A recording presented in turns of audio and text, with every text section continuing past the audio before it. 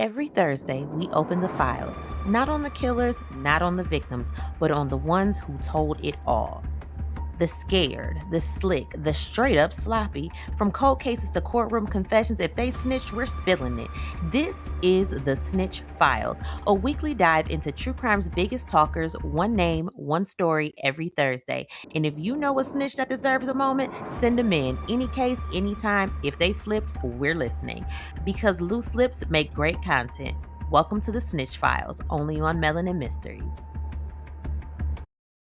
Cousins, gather up because this week's Snitch File, ooh child, it's about to be about betrayal, addiction, the alphabet boys, and a black woman who thought she was helping her man but ending up snitching herself into a cell. So let's talk about Jennifer Padilla. Now, Jennifer wasn't born a snitch. She was born into the kind of life where survival wasn't always clean. Sis was from Albuquerque, New Mexico, and like a lot of us, her story is layered. She's a mother of five kids trying to keep her head above water in a city where meth and crime were practically the backdrop. Now, Jennifer had some dirt on her record. She'd been arrested for burglary in Santa Fe and she spent some time locked up. By the time the Alphabet Boys came sniffing around, she was out on parole and really trying to stay sober. She was living in a halfway house, she's attending recovery meetings, and honestly doing what a lot of women do after catching a case, trying to piece her life back together.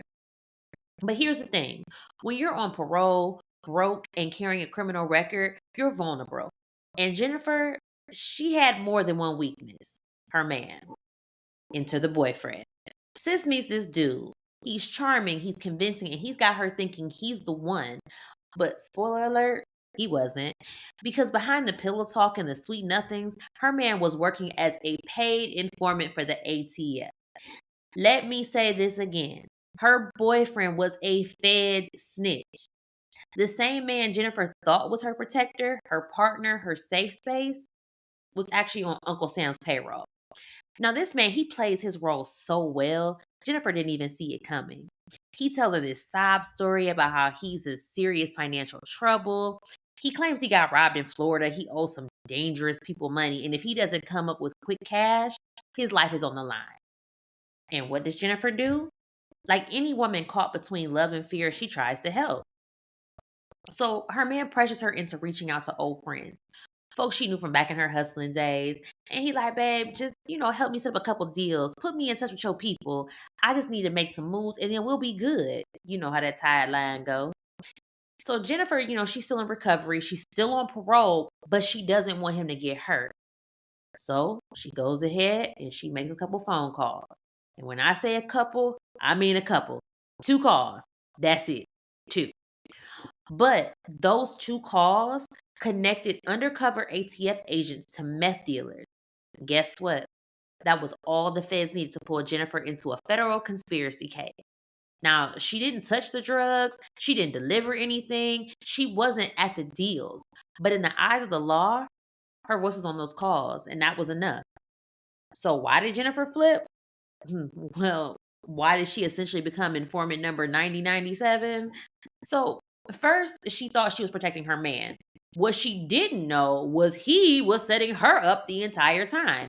He was the one feeding her lines, convincing her to reach out, and then he handed all that information back to the ATF. Now, second, the feds know how to play the long game. They're going to find a vulnerable person, poor, struggling with addiction, tied to a criminal past, and then they squeeze. And Jennifer was like the perfect bait. And third, once she was in too deep, she did what most people do.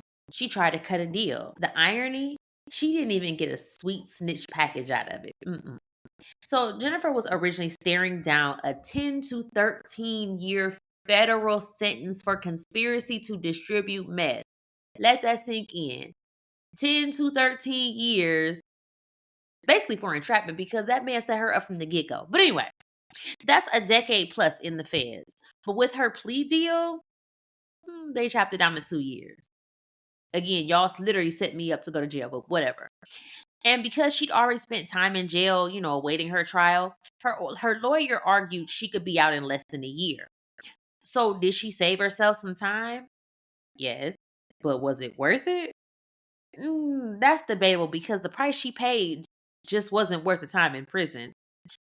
So Jennifer later came forward saying that her informant boyfriend the one she thought she was protecting, had manipulated her emotionally. She claimed that he encouraged her to relapse, he pressured her into making those calls, and basically used her recovery struggles against her. She even went to court, and she argued that the ATF knew what they were doing. They used romance, addiction, and desperation to get her to play ball. And honestly, looking at the bigger picture, she wasn't wrong. Critics say the ATF's whole Albuquerque sting was a mess. Like, they targeted the poor, the black, and the brown neighborhoods, of course. They recruited vulnerable people and then acted shocked when the cases looked more like entrapment than real bust. So in Jennifer's case, instead of walking free, she ended up with a record as a snitch, time behind bars, and 5 kids left to wonder why their mom was gone again. So Jennifer's story is a classic snitch trap. The feds dangle the promise of freedom like a carrot. You think you're making a deal, you think you're saving yourself, but at the end of the day, you're still doing time, and now you're branded for life. Jennifer wasn't some career hustler playing chess with the law. She was a black woman, a mom, just trying to survive addiction, love, and poverty. And she got played by her own man and the system. So, what did we learn today? If your man ever says, babe, just make one call for me, girl, you better hang up and call Black Jesus instead. Because remember, these snitches we talk about every week, they're ours. So let us know what you thought about this week's Snitch of the Week. And we will catch you on Monday with another episode of Melanin Mysteries.